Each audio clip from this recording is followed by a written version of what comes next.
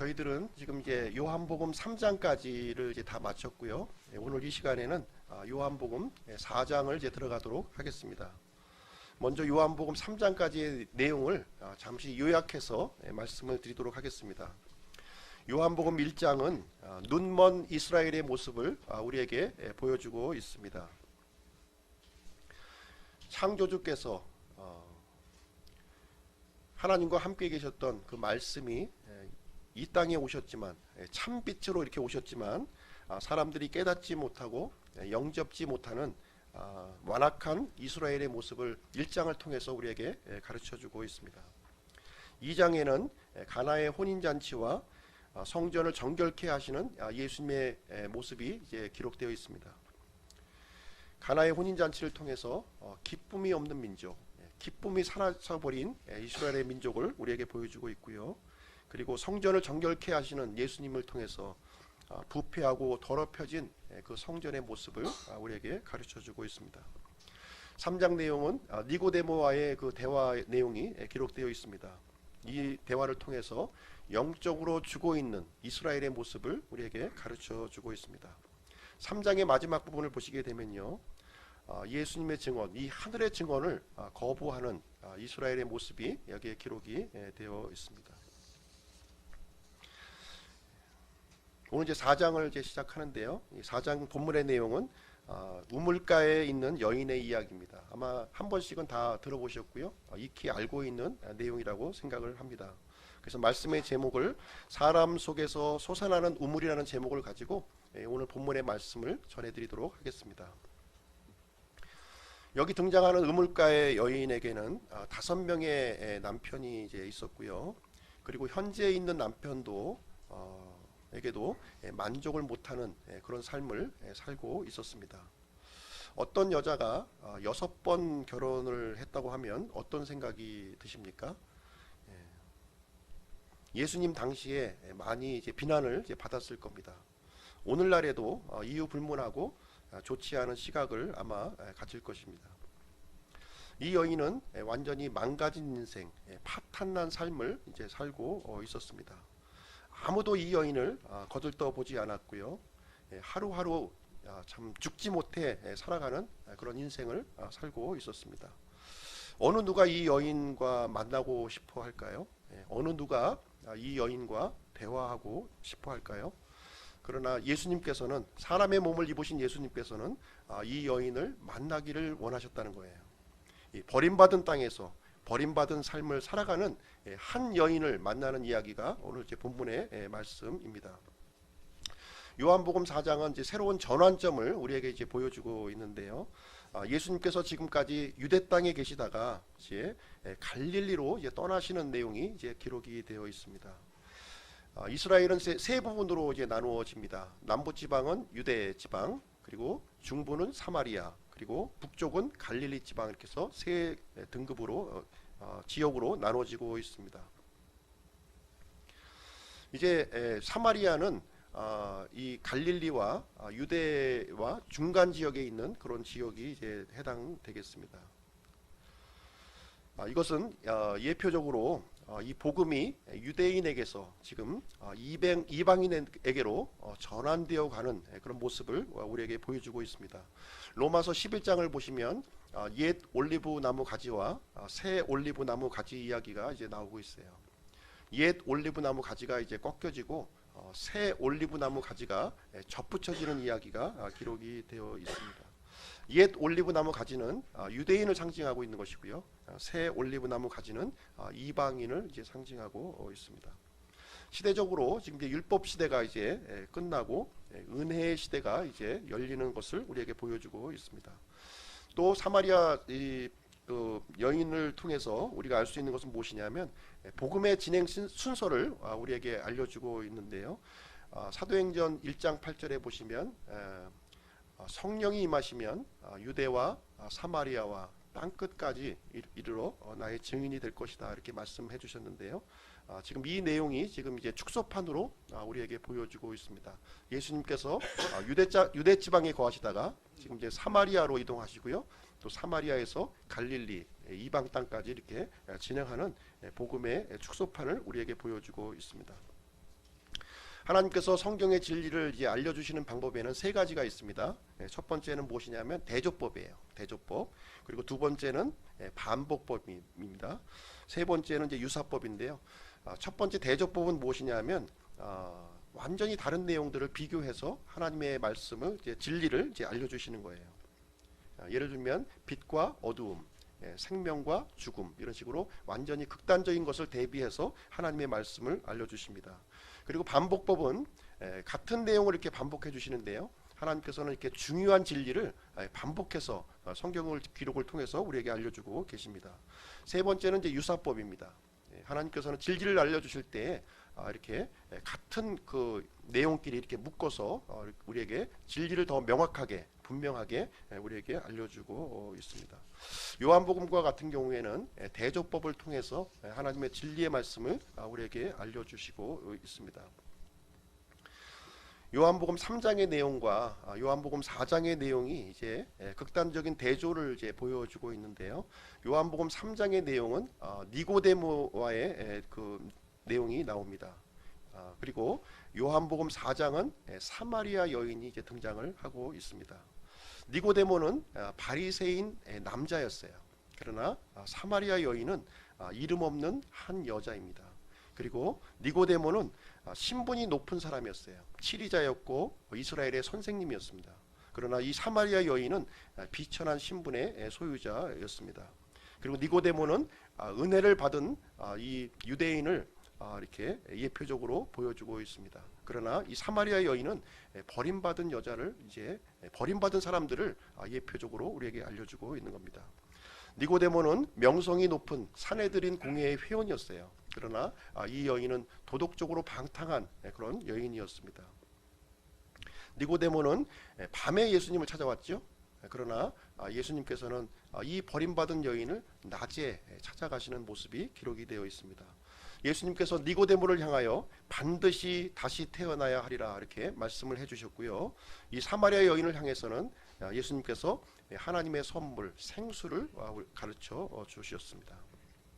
자, 그러면 요한복음 4장 1절 말씀을 한번 보시도록 하겠습니다. 요한복음 4장 1절부터 3절까지 말씀을 제가 읽어드리겠습니다. 그러므로 예수님께서 요한보다 더 많이 제자를 삼고 침례를 주셨다는 말을 바리새인들이 들은 줄을 주께서 아시고, 그러나 예수님께서 친히 침례를 주지 아니하고 그분의 제자들이 주었더라. 유대를 떠나 다시 갈릴리로 떠나가실 때에 예수님과 유대인들과의 관계는 썩 좋지 않았습니다. 예수님께서는 바리새인들의 위선을 지적했고요. 또 바리새인들은 예수님을 극도로 미워했습니다. 결국 이 바리새인들이 예수님을 십자가에 못 박는 일을 이제 진행하게 되었습니다. 이 바리새인들은 예수님과 침례 요한 사이의 사이를 분열을 이제 조장을 했는데요. 누가 침례를 많이 주냐, 누가 더 권위가 있느냐, 이런 내용을 가지고 이제 경쟁심, 이간질을 이제 이렇게 일으켰습니다. 이 사실을 이제 1절 말씀해 보시면 예수님께서 이 내용을 아셨다 이렇게 기록을 하고 있습니다. 누가 가르쳐 주지 않았지만 이 바리새인들 속에 있는 이 미움, 이 시기심을 이제 알고 있었다 이렇게 말씀을 해주셨고요. 그래서 유대 땅을 떠나 이제 갈릴리로 가고자 하셨다 이렇게 기록을 하고 있는 것입니다. 2절 말씀해 보시면 그러나 예수님께서 친히 침례를 주지 아니하고 그분의 제자들이 주었더라 이렇게 가로를 쳐서 이렇게 기록하고 있는데요. 실상은 예수님께서 침례를 주셨던 것이 아니라 제자들이 이제 침례를 주었다 이렇게 성경은 우리에게 바른 내용을 알려주고 있습니다.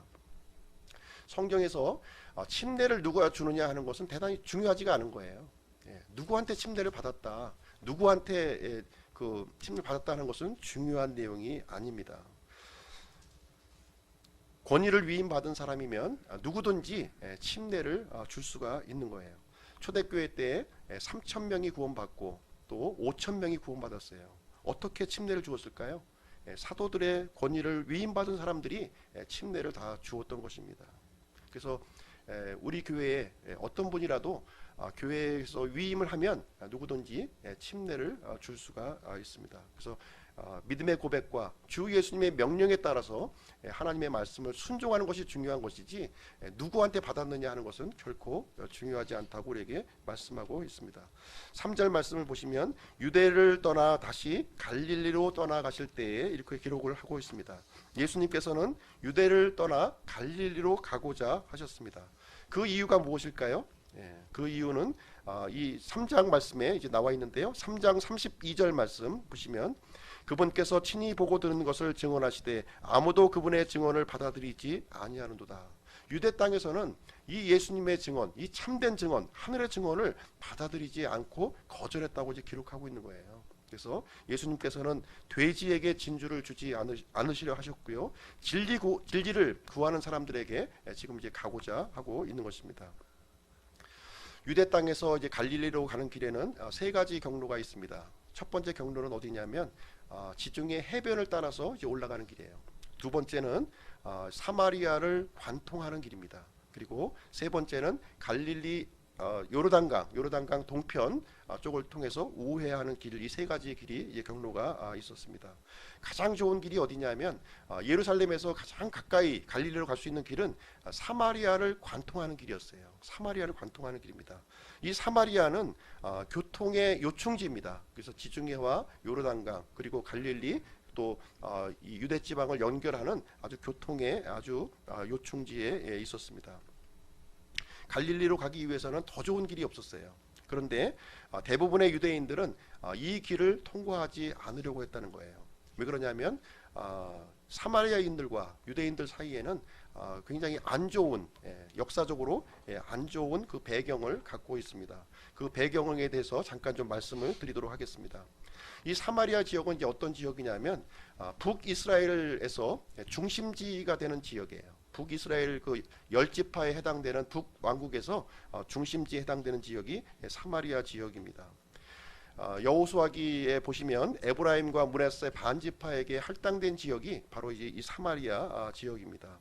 그런데 이 사마리아 땅은요, 이스라엘의 역사 속에서 버려진 땅이었어요. 버려진 땅이었습니다. 이스라엘은 아시다시피 총 42명의 왕이 있었습니다. 첫 번째로 이제 통일왕국 시대에 3명의 왕이 있었고요. 그리고 남유다 왕국에 20명, 그리고 북이스라엘에게 19명의 왕이 이제 존재했었습니다. 통일왕국 시대에 있었던 왕이 바로 이제 사울과 그리고 다윗 그리고 솔로몬이 이제 그 왕들입니다. 솔로몬 왕 이후에 이제 이스라엘은 두 개의 왕국으로 이제 분열이 되는데요. 북이스라엘과 남유다로 나눠진 거예요. 남유다에는 이제 두 개 지파, 유다와 베냐민 지파가 있었고요. 나머지 10개의 지파는 북이스라엘 왕국을 이렇게 형성을 했었습니다. 북이스라엘의 그 초대 왕이 누구냐면 바로 여로보암이라고 하는 왕이었습니다. 여로보암 왕이었어요. 남쪽 왕국의 초대 왕은 르호보암이었고요. 북이스라엘의 초대 왕은 여로보암 왕이었습니다. 이 여로보암은 굉장히 악한 지도자였다는 거예요. 악한 왕의 표준이 누구냐 이렇게 얘기하면은 여로보암 왕이에요. 느밧의 아들 여로보암 왕이 악한 왕의 스탠다드로 이렇게 이제 서 있는 왕이 이제 되겠습니다. 성경에 보시면 여로보암의 길, 여로보암의 죄 이렇게 표현이 나오는데요. 이거는 아주 극도의 우상 숭배를 하는 그 사람들을 지칭하는 죄를 얘기하고 있는 것입니다. 이 북이스라엘을 우상 숭배의 길로 이끌었던 왕이 누구냐? 바로 여로보암 왕이라는 거예요. 북이스라엘의 초대 왕이 북이스라엘 전체를 우상 숭배의 죄로 이끌었습니다. 어떻게 이끌었는지 잠깐 이제 요약해서 말씀드리면요. 첫 번째로 두 마리의 금송아지를 만들었어요. 두 마리의 금송아지를 만들어서 한 마리는 다네, 한 마리는 베데레 이렇게 해서 이것이 하나님이다 이렇게 얘기하면서 이 금송아지를 섬기도록 했던 왕이 누구냐면 바로 여로보암 왕이라는 거예요. 보통 이제 이 하나님을 섬기는 사람들을 이제 제사장 이제 레위 지파를 통해서 이렇게 세우도록 했는데 이 여로보암 왕은 보통 사람들을 제사장으로 삼았다는 거예요. 일반적인 사람들을. 그리고 절기를 임의로 바꾸었습니다. 절기를. 장막절이 이제 7월 15일부터 시작되는데 이 장막절을 8월 15일로 바꾼 거예요. 왜 8월 15일로 바꿨느냐?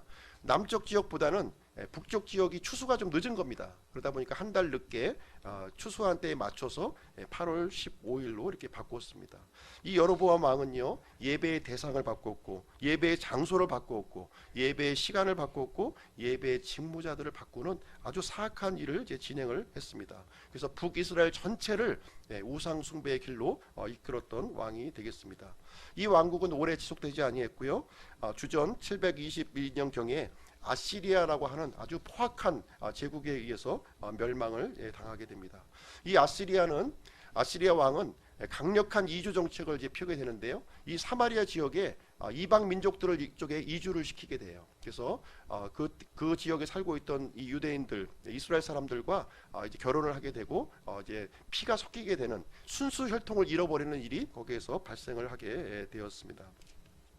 그래서 유대인들은 이 사마리아 사람들, 혈통을 잃어버린 이 사람들을 개와 돼지로 이렇게 취급하고 상종하지 않는 일이 이제 발생했고요.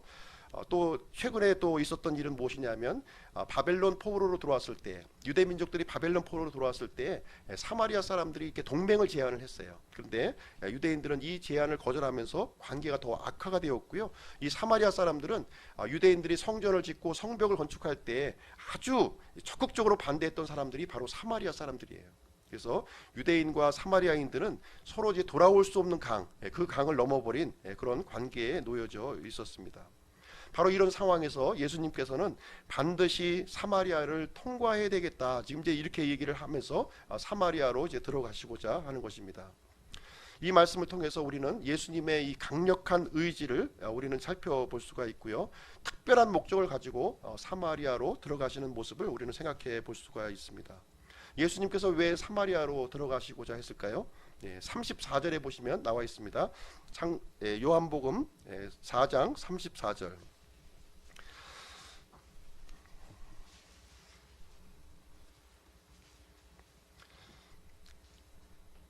예수님께서 그들에게 이르시되 내 양식은 나를 보내신 분의 뜻을 행하고 그분의 일을 끝마치는 것이니이다. 이렇게 기록이 되어 있습니다. 예수님께서 사마리아로 들어가시고자 하시는 것은 하나님의 뜻을 이렇게 진행하기 위해서 그쪽에 들어가시기를 원하셨다는 사실입니다. 1차적으로 이제 조금 뒤에 살펴볼 사마리아 여인의 구원을 이제 계획하셨고요. 2차적으로는 이 사마리아 지역에 복음을 선포하는 일을 이제 계획을 하셨던 것을 우리는 알 수가 있습니다. 예수님은 잃어버린 사람을 구원하시기 위해서 이 땅에 오셨어요. 1차적으로 유대인을 위해서 오셨지만 온 세상의 구원자로 오셨습니다. 누가복음 19장 10절 말씀해 보시면 사람의 아들은 잃어버린 것을 찾아 구원하러 왔느니라 이렇게 우리에게 기록을 하고 있습니다. 사마리아도 구원의 대상이었다는 거예요. 구원에서 이 제외되어야 될 사람은 단 한 사람도 없습니다. 이 하나님의 은혜는 인종을 초월하고요, 국경을 초월하고 사상과 신분을 초월한다는 거예요. 남녀노소, 빈부 귀천의 차별이 없음을 우리에게 말씀해 주고 있습니다. 근데 우리 자신을 돌아보면 어떤가요? 구원받을 사람, 구원받아서는 안 될 사람 이렇게 차별하고 있지는 혹시 않고 있습니까? 사랑할 사람, 사랑해서는 안 될 사람 이렇게 차별하고 있지는 않습니까? 하나님의 은혜에는 차별이 없다는 거예요. 5절 말씀 보시겠습니다. 5절.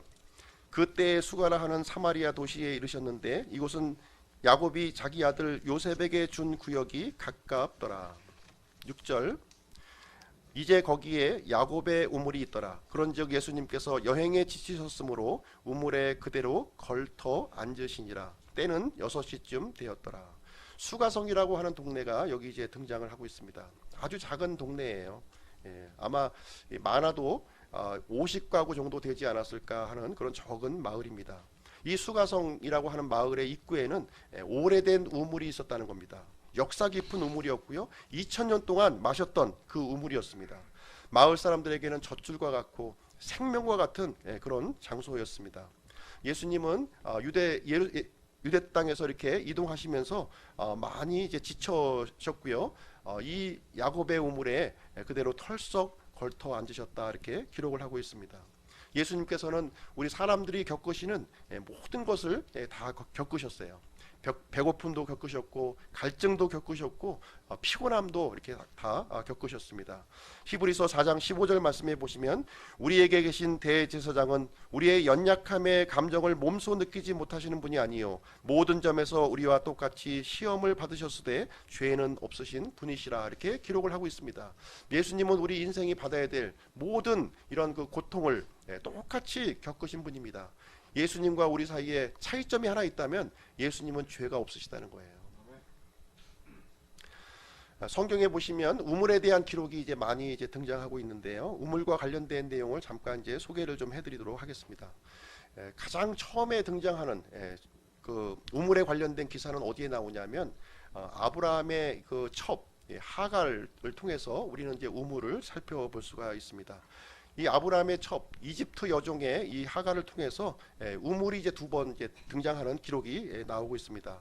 이 하갈은 이제 두 번 쫓겨나게 되는데요. 첫 번째는 이제 아이를 임신해서 이 본부인인 사라를 이제 멸시하고 이런 일을 통해서 이제 쫓겨나게 됩니다. 이 광야로 쫓겨났을 때 그때 하나님께서 이제 샘 곁에서 나타나셔요. 우물 옆에서 이렇게 등장하십니다. 그래서 이 여인의 이 아픔을 돌아보시고 아브라함의 집으로 다시 돌려보내는 이야기가 거기에 기록되어 있습니다.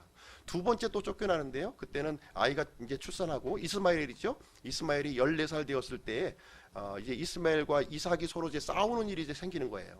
약속의 자손과 육체의 자손이 서로 싸우게 되니까 이때는 하나님께서 이 하갈을 내쫓으라 이렇게 명령하시는 장면이 나옵니다. 이때 이제 빵과 이제 물을 가지고 이제 광야에 또 버려지게 되었는데 그때 물과 빵이 다 이제 고갈이 되어 버렸어요. 그래서 아이와 함께 서로 이제 너와 같이 이제 죽자 하고 대성통곡을 하고 오는데 그때 이제 하나님이 또 나타나셔가지고 사라의 눈을 열어주시고 우물을 또 이렇게 보여주시는 우물을 통해서 다시 기력을 회복하게 하는 내용이 거기에 기록이 되어 있습니다. 창세기 21장에 보면 아브라함과 아비멜렉이 서로 이제 다투고 분쟁하는 내용이 이제 거기에 나와 있는데요. 그때 이 그 언약하는 장소로 이제 우물이 또 등장을 하고 있습니다. 그리고 창세기 24장에 보면 아브라함에게 종이 하나 있었죠. 엘리에셀이라고 하는 종이 있었는데 이삭의 신부감을 찾기 위해서 이제 메소포타미아로 이제 가는 장면이 나와요. 거기에서 이 엘리에셀이 기도했던 장소가 어디냐? 바로 우물이라는 거예요. 우물이 또 등장하고 있습니다. 그리고 창세기 29장에 보면 야곱이 이제 부모의 집을 떠나서 이제 외삼촌 라반의 집으로 이제 또 이제 가는 이야기가 또 기록이 되어 있는데 라반의 집 근처에 도착했을 때 거기에 이제 우물을 또 만나게 됩니다. 우물에서 이 야곱이 거기서 휴식을 취하고 안식을 취하는 장면이 거기에 기록이 되어 있습니다. 출애굽기 2장의 내용도 보시면 모세가 파로의 눈을 피해서 미디안 땅으로 이제 도망하는 내용이 나오게 되는데 거기에서 이 우물을 만나게 돼요. 그 우물에서 이렇게 은신처로 이제 사용하는 장면이 거기에 기록이 되어 있습니다. 그래서 성경에 기록된 우물의 내용들을 전반적으로 찾아보게 되면 우물은 구원의 장소요, 언약의 장소요, 기도의 장소요, 휴식의 장소요, 숨는 장소로 이렇게 제공되었다고 하는 사실을 우리는 알 수가 있습니다. 그래서 신자의 삶과 이 우물은 불가분의 관계로 지금 이제 놓여져 있습니다. 예수님께서는 이 우물에 지금 이제 피로에 지쳐서 이제 걸터 앉으셨다 이렇게 얘기를 하고 있고요. 때가 지금 6시로 지금 이제 얘기를 하고 있습니다. 이 6시는 지금의 시각으로 12시예요. 이스라엘은 새벽 6시부터 이렇게 시작을 하다 보니까 지금의 시각과 6시간 정도가 차이가 나는 겁니다. 그래서 성경의 시각을 오늘날의 시각으로 이렇게 환산을 하게 되면 6시간을 더하시면 되는 거예요. 그래서 6시다 그러면은 6시간을 더해서 정오의 시각 12시다 이렇게 생각을 하시면 되겠습니다.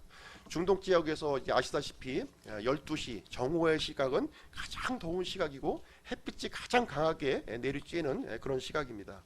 사람들이 다니지 않는 그런 시간이에요. 이때 예수님께서 더위에 지친 모습을 이제 안고서 이제 우물에 의탁을 하고 있는 모습을 지금 하고 있는 것입니다. 본문 말씀 7절 8절 말씀 한번 보겠습니다. 한 사마리아 여자가 물 기르러 오매 예수님께서 그녀에게 마실 물을 내게 달라 하시니 이는 그분의 제자들이 먹을 것을 사러 그 도시로 갔기 때문이더라 이렇게 기록을 하고 있습니다. 주님께서 먼저 이 여인을 기다리고 있었습니다. 성경 기록을 보시면 항상 하나님께서 사람을 먼저 찾으시는 장면이 이제 우리가 나오고 있습니다. 죄를 범한 아담과 이브에게 하나님께서 먼저 찾아오셨어요. 갈대아 우르에서 우상 숭배를 하고 있던 아브라함에게 하나님께서 먼저 찾아오셨습니다.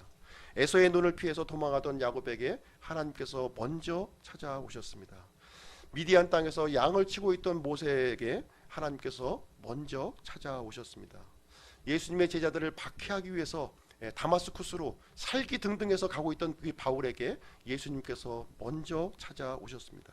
우리에게도 마찬가지인 것 같아요. 우리가 하나님을 찾고 있지 않았을 때, 영적인 필요를 전혀 느끼지 않고 있었을 때 예수님께서 우리를 먼저 찾아오셨다는 겁니다. 어찌할 바를 알지 못하고 방황하고 있던 이 인생을 위해서 창조주 하나님께서 먼저 우리를 찾아오셨습니다. 요한일서 4장 19절 말씀에 보시면 우리가 그분을 사랑함은 그분께서 먼저 우리를 사랑하셨기 때문이다, 이렇게 우리에게 말씀을 해주고 있습니다. 7절 말씀에 보시면 예수님께서 이 여인을 향하여 먼저 물을 달라고 이렇게 말씀하시는 장면이 여기에 기록이 되어 있습니다. 예수님은 자신의 모습을 낮추었고요, 여인에게 말을 지금 건네고 있는 것입니다. 이런 상황에서 제자들은 지금 먹을 것을 구하기 위해서 그 도시로 내려갔다, 이렇게 기록을 하고 있습니다. 이 장면을 어떻게 생각하십니까? 우연히 일어난 일이라고 생각하십니까? 하나님의 시계에는 전혀 우연이 없다는 거예요. 정확한 장소에서 정확한 시각에 예수님께서는 이 버림받은 여인, 사마리아 여인을 지금 만나고 계시는 것입니다. 성경에 보시면 우연처럼 보이는 일들이 많이 있어요. 요셉의 형제들이 요셉을 이제 죽이고자 했습니다. 바로 그때에 미디안 상인들이 지나가고 있었습니다. 파라오 공주가 강가에 목욕을 하러 왔습니다. 바로 그때에 모세가 갈대 상자에 이렇게 울고 있었습니다. 룻기에 보시면 룻이 곡식 이삭을 죽기 위해서 이렇게 밭에 들어갔습니다.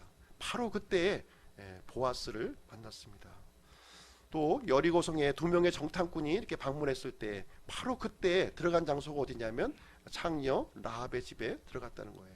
절대로 성경은 이것이 우연이 아니라고 이렇게 말씀하고 있습니다. 하나님께서는 모든 이 사람의 이 구원을 주권적인 역사로 진행하고 계시는 모습을 우리는 발견을 해볼 수가 있습니다.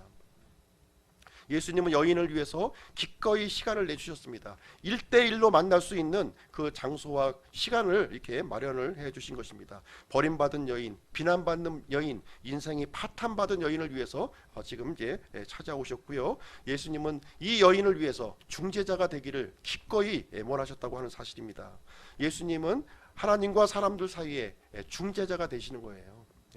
한 하나님이 계시고 하나님과 사람들 사이에 한 중재자가 계시니 곧 사람이신 그리스도 예수님이라, 이렇게 성경 기록은 우리에게 가르쳐주고 있습니다. 예수님은 이 여인을 하나님께 중재하기로 이렇게 원하셨습니다. 9절 말씀 보시겠습니다. 9절, 그때에 사마리아 여자가 그분께 이르되 당신은 유대인이면서 어찌 사마리아 여자인 내게 마실 물을 달라고 하시나이까 하니 이는 유대인이 사마리아 사람과 상종하지 아니하기 때문이라. 여인은 예수님이 한눈에 알아보았어요. 이 사람 유대인이구나, 유대인 남자구나 하는 것을 한눈에 알아보았습니다. 예수님과 이 여인 사이에 커다란 장애물이 있는 거죠. 서로 상종하지 못하는 그런 민족이 지금 이제 한 자리에 한 공간에 이제 머물러 있는 거예요. 그래서 예수님께서는 나에게 마실 물을 달라 하는 말로 이 벽을 완전히 허물어 내리주셨습니다. 그러면서 예수님 자신이 어떠한 분이신지 이 여인, 버림받은 여인에게 소개를 해주시게 됩니다. 10절 말씀을 보시겠습니다. 예수님께서 그녀에게 대답하여 이르시되 내가 만일 하나님의 선물을 알고 또 내게 마실 물을 내게 달라 하는 이가 누구인 줄 알았더라면 그에게 구하였을 것이요 그가 내게 생수를 주었으리라 하니. 그래서 예수님은 이 여인에게 생수를 주기를 원하셨다는 거예요. 이 야곱의 우물이 아니라 생수를 주기를 원하셨는데 여인에게 부족한 것이 이제 2가지가 있었습니다. 2가지를 지적해 주셨는데 그것은 무엇이냐면 이 여인은 하나님의 선물을 알지 못하고 있다는 거예요. 2번째는 예수님을 알지 못하고 있다는 것입니다. 이 이유 때문에 예수님께서는 생수를 주기를 원하셨지만 이 여인은 생수를 받을 수 없는 그런 상황에 놓여져 있습니다. 그래서 예수님께서는 이 여인에게 하나님의 선물과 예수님이 어떤 분이신지를 지금 이제 소개를 해주게 되는 것입니다. 하나님의 선물이 무엇인가요? 하나님의 선물을 성경 기록을 통해서 이렇게 살펴보시면 사도행전 8장 20절에서는 성령님이라고 우리에게 말씀해주고 있습니다. 로마서 6장 23절은 영원한 생명이라고 우리에게 말씀해주고 있어요. 에베소서 2장 8절에서는 믿음이 하나님의 선물이라고 우리에게 알려주고 있습니다. 그래서 하나님의 선물은 무엇이냐면 성령님, 영원한 생명, 믿음이 곧 하나님의 선물이다. 이렇게 성경은 우리에게 알려주시고 있는 것입니다. 하나님께서 사람에게 주시기 위해서 갖고 계신 것들, 이것이 바로 하나님의 선물이에요. 여인은 이 하나님의 선물에 대해서 무지했다, 이렇게 예수님은 지적을 하고 있는 것입니다. 두 번째로 예수님이 어떤 분이신지 알지를 못했어요. 당연히 알지 못하겠죠. 요한복음 17장 3절에 보시면 영생은 이것이니 곧 그들이 유일하신 참 하나님인 아버지와 아버지께서 보내신 자 예수 그리스도를 아는 것이다, 이렇게 기록하고 있습니다.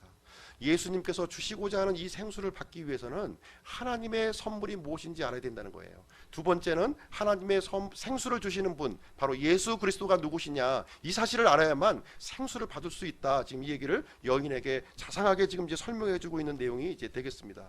굉장히 중요한 내용이고요. 우리도 구원받기 위해서는, 생수를 받기 위해서는 두 가지 조건을 충족시켜야 된다 하는 내용을 예수님은 말씀하고 있는 것입니다. 하나님의 선물이 무엇인지 알아야 된다는 거예요. 하나님의 선물을 간절히 원하고 있는 그 사람에게 하나님의 선물이 주어지는 겁니다. 그리고 사람의 몸을 입고 오신 예수님이 어떤 분이신지 알아야 된다는 거예요. 그것을 모르고서는 하나님께서 주시는 이 생수, 선물을 절대로 받을 수 없다, 이 얘기를 해주고 있는 것입니다. 그래서 이 생수에 대해서 이제 예수님께서는 여인에게 소개를 해주셨습니다. 이 생수에 대한 얘기를 하니까 여인은 눈이 번쩍 뜨인 거예요. 지금까지 야곱의 우물에 참 이렇게 다른 사람의 눈을 피해서 이렇게 힘들게 이렇게 우물을 왔는데 예수님께서는 생수를 주시겠다고 하니까 이 깜짝 놀라는 마음에 그 생수를 갖고 싶은 이 갈급한 마음을 이제 갖게 되었습니다. 11절 12절 말씀 보시겠습니다. 11절 12절 여자의 반응을 이제 보시겠습니다. 여자가 그분께 이르되 선생님이여, 선생님께는 물기를 그릇도 없고 이 우물은 깊은데 선생님이 어디에서 그 생수를 얻겠나이까? 우리 조상 야곱이 이 우물을 우리에게 주었고 또 여기서 그와 그의 아이들과 그의 가축들이 마셨는데 선생님이 그보다 더 크시니까, 이렇게 이제 여인의 반응이 여기에 나와 있어요. 이 여인은 이제 예수님에 대한 호칭이 좀 이렇게 바뀌어진 모습을 아마 보실 거예요. 선생님이요, 이렇게 부르고 있어요. 선생님이요. 이 여인은 지금까지 야곱의 우물만 경험을 한 거예요. 야곱의 우물, 조상 대대로 내려왔던 이 야곱의 우물만 경험을 했습니다. 이 야곱의 우물이 최고로 알았어요. 최고. 이 마을을 떠나지 않았던 이유, 이 여인이 그렇게 비난받고 사람들한테 손가락질 받으면서도 이 마을을 떠나지 않았던 이유가 뭐냐, 이 야곱의 우물 때문이 아니었는가, 이런 생각을 해요. 이 야곱의 우물이 이 여인의 이 타는 듯한 이 갈증, 이 목마름을 해결해주는 유일한 돌파구였음을 여기는 우리가 볼 수가 있는 거예요. 그런데 예수님께서 처음 보았던 이 낯선 유대인을 통해서 지금 생수라니 이렇게 얘기를 해주고 있는 겁니다. 당신은 우리 조상 야곱보다 더 크신 분입니까? 이렇게 얘기를 해주고 있는 거예요. 슈퍼에서 파는 생수 아닙니다. 예수님께서 주시는 이 생수를 얘기하고 있는 거예요. 야곱의 우물과는 차원이 틀린 그 생수를 예수님께서는 여인에게 소개를 해주고 있는 것입니다. 13절 14절 말씀 보시겠습니다. 13절 14절 예수님께서 그녀에게 대답하여 이르시되 누구든지 이 물을 마시는 자는 다시 목마르려니와 누구든지 내가 줄 물을 마시는 자는 결코 목마르지 아니하리니 내가 줄 물은 그 사람 속에서 솟아나는 우물이 되어 영존하는 생명에 이르게 하리라 하시니라. 예수님께서는 이 야곱의 우물을 통해서 이 여인에게 영적인 아주 놀라운 진리를 지금 이제 소개해 주는 장면이 여기에 기록이 되어 있는 것입니다. 이 우물과 그리고 마음속에서 솟아나는 우물을 비교하면서 예수님께서 주시고자 하는 이 생수가 무엇이냐 하는 것을 구체적으로 지금 이제 설명을 해주고 있는 것입니다. 여인은 땅에 속한 우물만 생각했어요. 그렇죠? 육신의 갈증을 해결하는 물만 생각했고요. 눈에 보이는 우물, 육체의 생명을 연장시키는 그 우물만 생각을 했습니다. 그런데 예수님께서 주시는 이 생수는 어떤 생수냐 하면은 하늘에 속한 우물이라는 겁니다. 하늘에 속한 우물이고 영혼의 갈증을 해결하는 물이요, 사람 속에서 솟아나는 우물이다, 지금 얘기를 해주고 있는 겁니다. 그리고 이 생수는 영존하는 생명에 이르게 하는 물이라고 지금 이제 소개를 해주고 있습니다. 이 야곱에 주는 우물은요, 다시 목말라요. 먹는 순간 시원할지 모르겠지만 계속해서 갈증을 일으킬 때마다 계속해서 먹어야 되는 것입니다. 그러나 예수님께서 주시는 물은 결코 목마르지 않는 물이요, 사람 속에서 솟아나는 우물이요, 영존하는 생명에 이르는 물이다, 이렇게 소개를 해주고 있습니다. 지금까지 이 여인은 야곱의 우물에 물길로 오는 수고를 지금까지 했어요. 사람들의 눈을 피해서 아무도 보지 않는 시각에 그 야곱의 우물을 굳건히 붙들고 있습니다. 이 야곱의 우물은요, 세상이 주는 물을 상징하고 있는 겁니다. 세상이 주는 물을 상징하는 거예요. 세상이 주는 물은 아무리 먹어도 갈증이 난다는 거예요. 잠시 잠깐 달콤하고 시원해도 일시적인 것이고 근본적인 해결책이 없는 것이 세상이 주는 물이다, 이렇게 우리에게 얘기해주고 있습니다. 그럼에도 불구하고 어쩔 수 없으니까 계속해서 어찌하오리까 하면서 그 야곱의 우물을 붙들고 있는 여인의 모습이었습니다. 여인은 돈이라는 우물을 쥐고 있었고요, 권력이라고 하는 우물을 쥐고 있었고, 명예라고 하는 우물을 쥐고 있었고, 쾌락이라고 하는 우물을 쥐고 있었고, 탐욕이라고 하는 우물을 쥐고 있었습니다. 야곱의 우물은 다시 목마르게 하는 물이에요. 계속해서 공급을 받아야 되는 것입니다. 그리고 결국에는 사망으로 이끄는 물이 바로 야곱의 물이다, 이렇게 말씀을 해주고 있습니다. 우리 사람들은 생수를 공급받아야 될 것을 예수님은 우리에게 말씀해주고 있고요, 그 생수를 사람 속에서 솟아나는 우물로 우리에게 말씀을 해주고 있는 것입니다. 14절 말씀해 보시면 그 사람 속에서 솟아나는 우물이 되어 영존하는 생명에 이르게 한다, 이렇게 말씀해주고 있습니다. 내 속에 솟아나는 우물이 있다면 더 이상 우물을 찾으러 다닐 필요가 없다는 겁니다. 솟아나는 우물은 절대로 고갈되지 않는다는 거예요. 언제든 필요하면 즉시로 그 물을 마실 수 있다고 얘기를 해주고 있는 것입니다. 마음속에서 솟아나는 이 우물 경험하셨습니까? 이 솟아나는 우물을 경험한 사람들은 절대로 돌아다닐 필요가 없다는 사실입니다. 우리는 지금까지 광야와 같은 세상에서 우리는 살아가고 있어요. 마귀는 눈에 보이는 이 세상의 갈증을 해결해 줄 수 있다, 얘기를 합니다. 야곱의 우물을 제시하면서 우리가 갈증을 해결할 수 있다고 이렇게 속삭이고 있습니다. 세상 속에 행복과 만족이 있다고 우리에게 속삭이고 있습니다. 그러나 예수님께서는 우리를 구출하시기 위해서 이런 세상의 우물에서 우리를 구출하시고 우리 마음속에 솟아나는 우물을 주시기 위해서 이 땅에 오셨다는 것입니다. 그래서 다음 시간에는 이 사마리아 여인이 이제 예수님을 그리스도로 만나는 이야기, 마음속에 이 솟아나는 우물을 소유하는 이야기가 이제 이어지게 되는데요, 그 내용은 다음 시간에 이렇게 전해드리도록 하겠습니다. 결론을 내리겠습니다. 오늘은 사람 속에서 솟아나는 우물, 예수님께서 우리가 주시고자 하는 이 생수에 대해서 이렇게 말씀을 전해드렸습니다. 이 야곱의 우물은 세상이 주는 우물을 상징을 해주고 있습니다. 그리고 사람 속에서 솟아나는 우물은 세상이 주는 물이 아니라 하나님께서 우리에게 공급해 주시는 우물이라는 거예요. 이 우물을 통해서 우리 인생들은, 버림받은 인생들은 진정한 행복과 만족을 얻을 수 있다, 이렇게 우리에게 말씀을 해주고 있는 것입니다. 우물가의 여인의 모습을 통해서 바로 이 여인의 모습이 우리의 모습이지 않는가, 이렇게 생각이 들지 않습니까?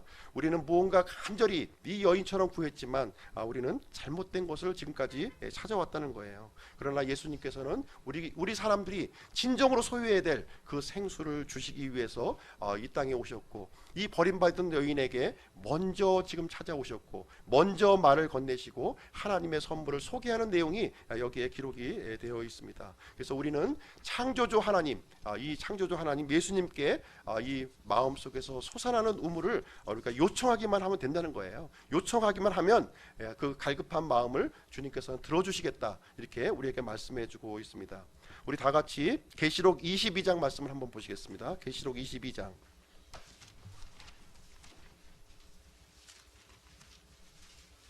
계시록 22장 17절 말씀입니다.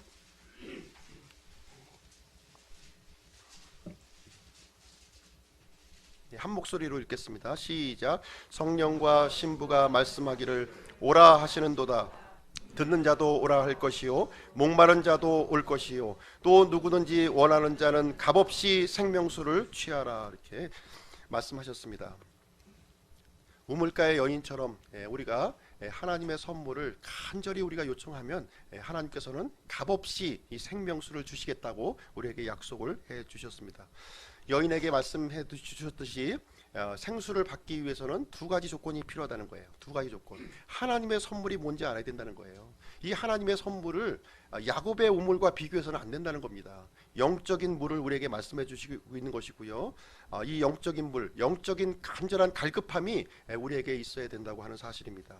세상에 대한 미련과 애착을 버리고 하나님께서 주시는 이 영원한 물을 우리가 사모하는 마음이, 간절한 마음이 우리에게 있어야 된다고 하는 사실입니다. 두 번째는 생수를 주시는 예수님을 우리가 알아야 된다는 거예요. 생수를 주시는 예수님을 4대 성인 중에 한 사람, 도덕적인 사람으로 이해해서는 절대로 우리가 그것을 받을 수가 없어요. 이 여인처럼 예수님을 그리스도로 만났을 때 그 생수를 우리가 소유할 수가 있다고 하는 것입니다. 우리 모든 인생들, 버림받은 인생들은 은혜의 생수를 우리는 경험해야 한다는 것입니다. 사람 속에서 솟아나는 우물을 우리는 경험해야 됩니다. 그래서 우리 기쁨 침례교회는 은혜의 생수와 함께 하늘의 복을 누리시는 우리 성도님들이 되시기를 주님의 이름으로 축원드립니다. 기도하시겠습니다.